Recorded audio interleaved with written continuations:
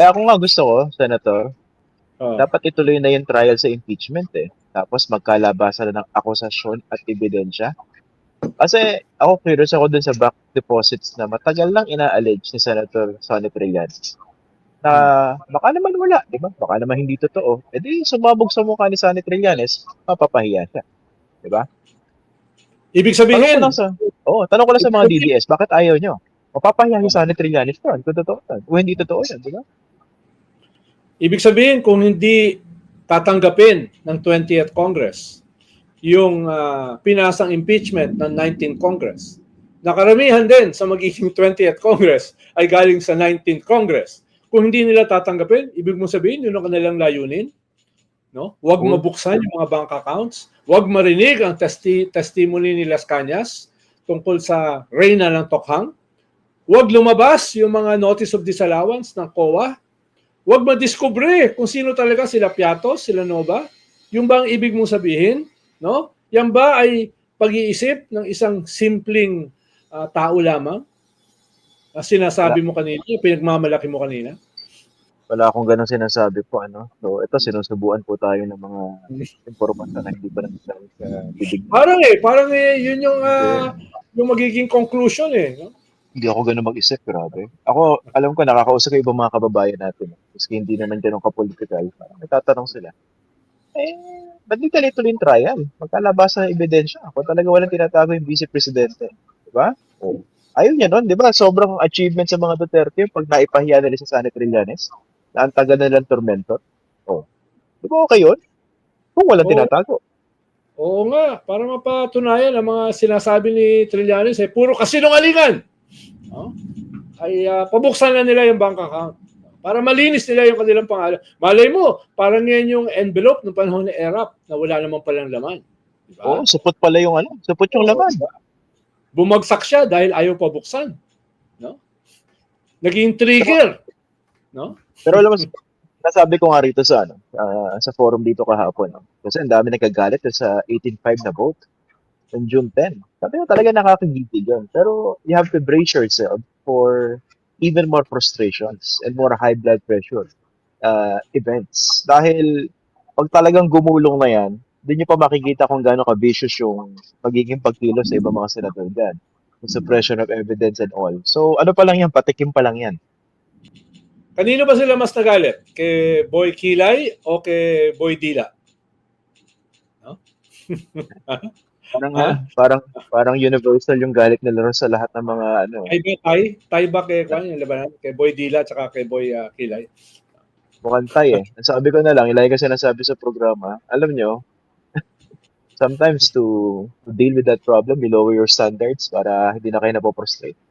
Then obviously, meron strategy yung mga Duterte and they're harnessing OFW support. Kung saan malakas talaga sila, dahil yung naratibo nila, then and now, nandun pa rin at lalong lumalakas. Kasi isang malaking contributing factor dyan, yung kakulangan din ng tamang impormasyon sa ibang mga kababayan natin sa abroad. Kaya patuloy silang nagogoyo. Ito nga, kinikwento sa akin ni Father Flavio. Ay, Father Flavio. Ni paring Bert.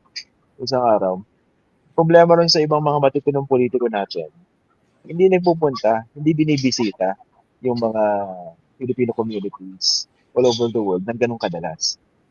Hindi katulad ng mga DDS na talagang all over the place. Siyempre, ang tanong lang, bakit ang dami nilang pondo para gawin yun? Pero malaking Ah, bagay kasi yung makausap nila in person.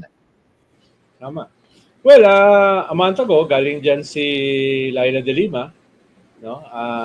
Hindi lang matagal dahil siyempre marami lang trabaho dito at saka magastos din. Last week, galing si Chel Jokno sa ako naman. Sa West Coast sa US para doon sa mga Independence Day celebration. No? Pero siyempre, sabi mo nga, medyo magastos yan, kukuha ng oras, no? Hindi yan simpleng pamasahe lang, kahit economy, mahalaga rin dyan yung tutuloyan. At nakakahiya naman na ipapasa mo lang doon sa mga OFW or mga Filipino migrants na nag-imbita sa'yo. So, ayan, hindi ganun kadali.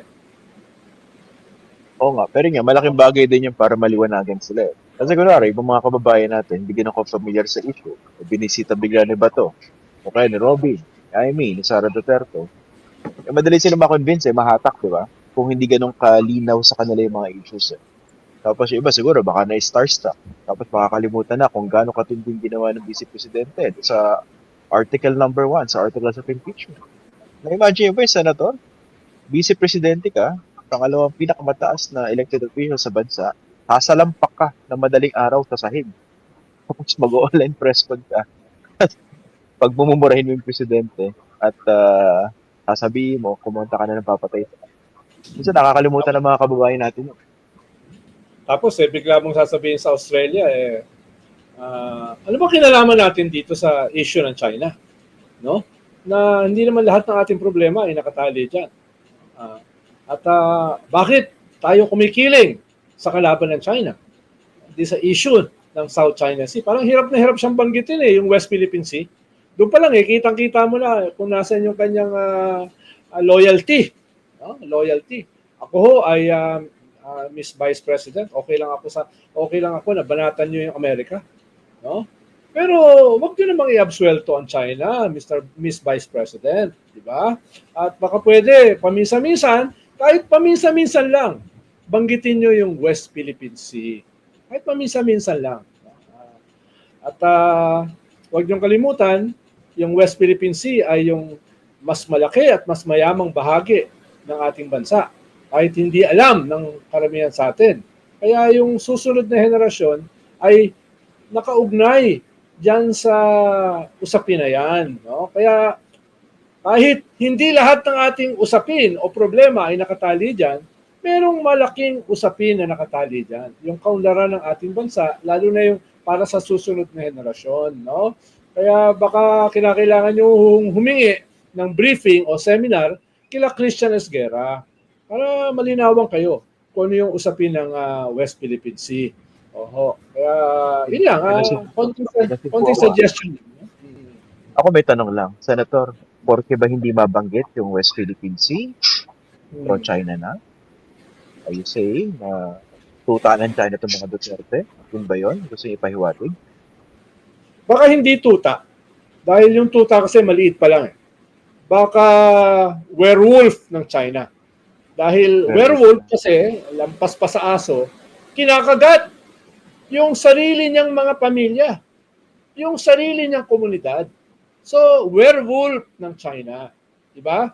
Paano yung tuta? Medyo cute pa, mabait. Yung aso, pwede pang sumunod, pwede ma-toilet trained. No? Yung werewolf, wala yung sinasanto. No? Wala yung sinasanto. Ang sinasanto lang nun, yung demonyo na kanyang amo.